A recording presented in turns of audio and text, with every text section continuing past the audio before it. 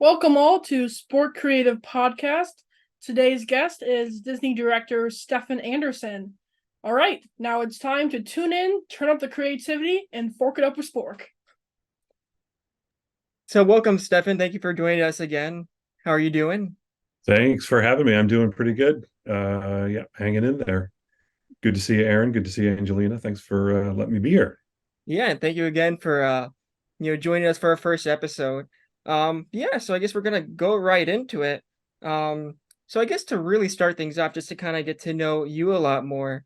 So how would you say like your early childhood, how kind of just the media you watch, either that's film, television, literature, how do you think that kind of inspired your creativity that you have now today? Mm. Well, I had a steady diet of Disney movies when I Okay, was so growing up. And that animation, of course, but also live action Disney movies, like anything that came into the theater. Wonderful World of Disney every Sunday night after church was a must see for me. Had to run home from church so I could make it see the Wonderful World of Disney. Um, Disney was really very formative for me, and that really kicked off just a general love of both animation and movies in general. I loved going to the theater. I loved just watching stories visually like that, like then learning more about what cinema is, cinematic storytelling, learning about screenwriting. Obviously drawing was a big thing. Something about Disney animation made me want to go home and draw. yeah. um, I've never quite understood what it was. It was just kind of one of those things that somehow it sort of connected the synapses in my brain, and I wanted to capture those expressions. I wanted to capture Yeah. those, the faces, the eyes in particular of Disney characters, Disney character designs, Disney animation. Um, and so that it just sort of kindled a love of all of that for me, art and movie making, filmmaking.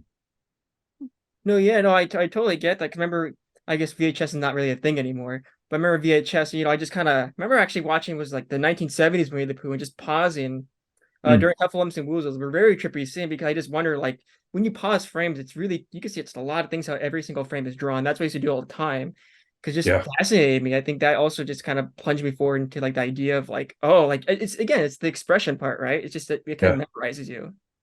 Oh, we got our first VCR in Christmas of 1983, and I don't remember if I knew if before we got it, or if I knew once we got it, that I could pause and step frame Yeah. through, videotapes. But like you said, oh my gosh, the fact that I could now freeze frame animation.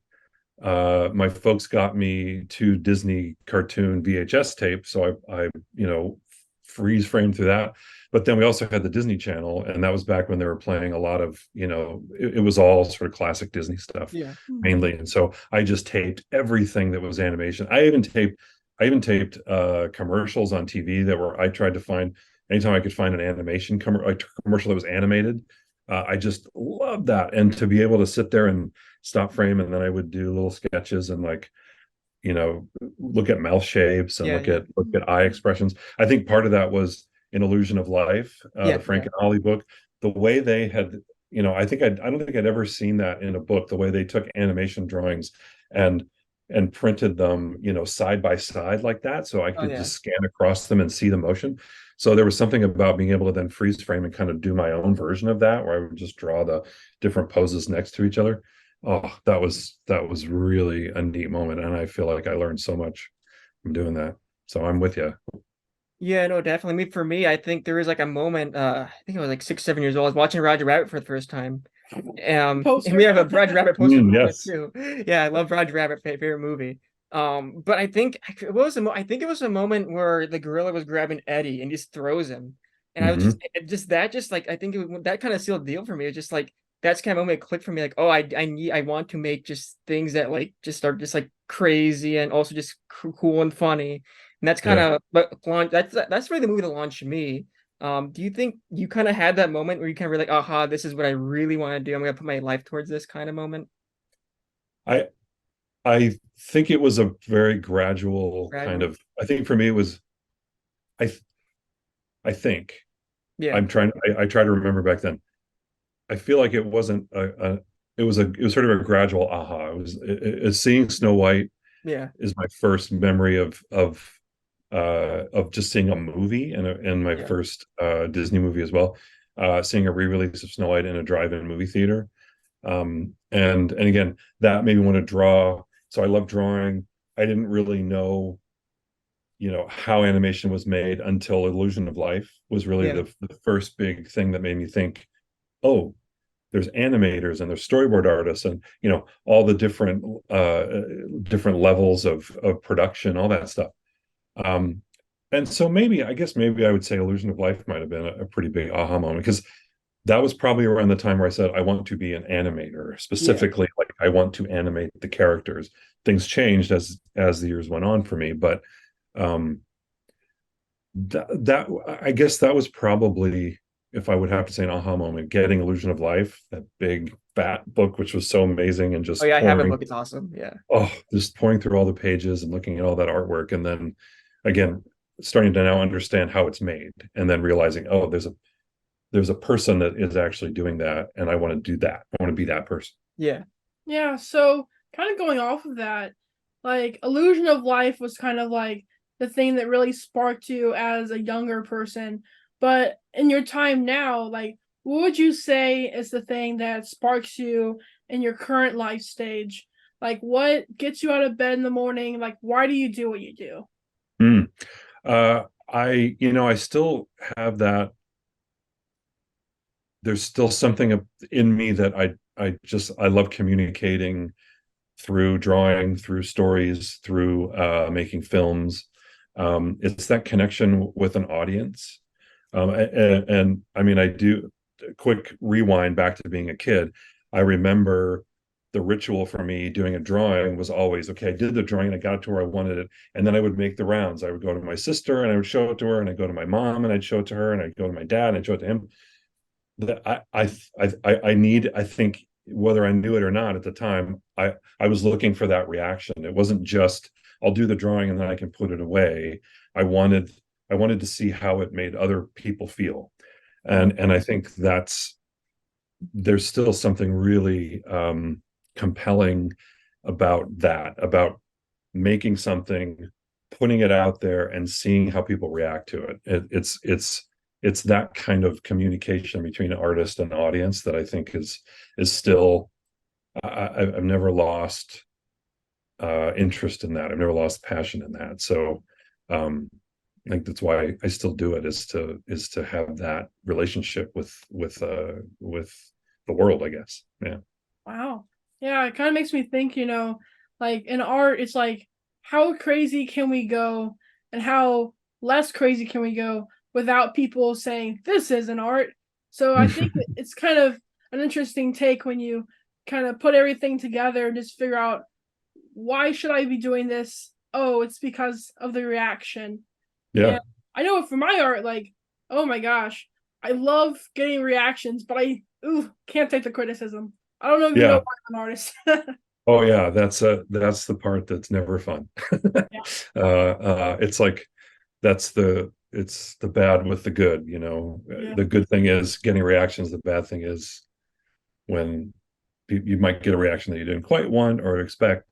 However, as we all know, sometimes I use the word bad, but I mean, sometimes those things can lead to things getting better. That kind of feedback, the negative stuff, can make you realize where you may have stumbled, where you may not have done your best work, or where you may not have reached the outcome that you were expecting. I'm not trying to lecture you, because I totally know you. No, this is The great. critical Fine. This stuff is is really It's good really information. So critical all good stuff by is me. always difficult. Uh, but yeah. And there's an audience for everything. I mean, you talked about, some people will say, well, that's not art.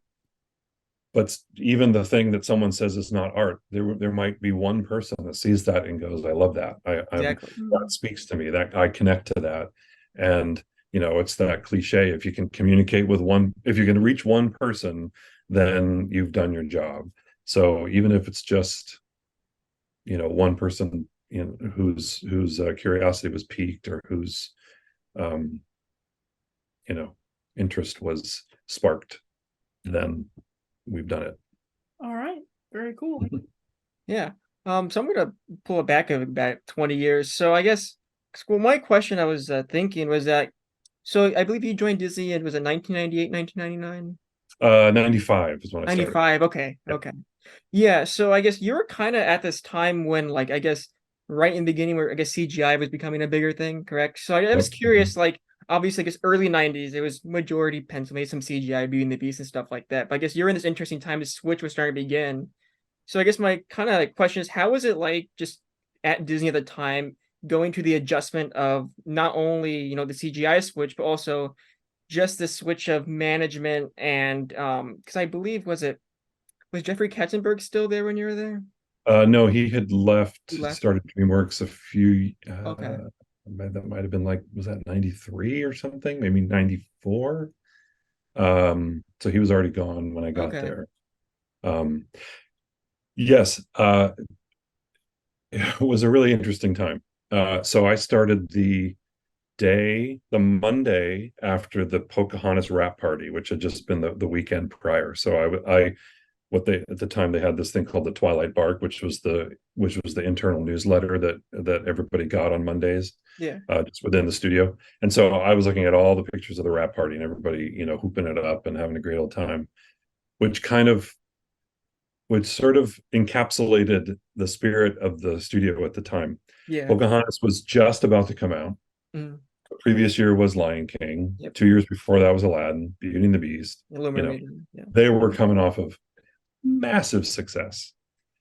And so I came in while that wave was still going. And Pocahontas didn't quite do as well.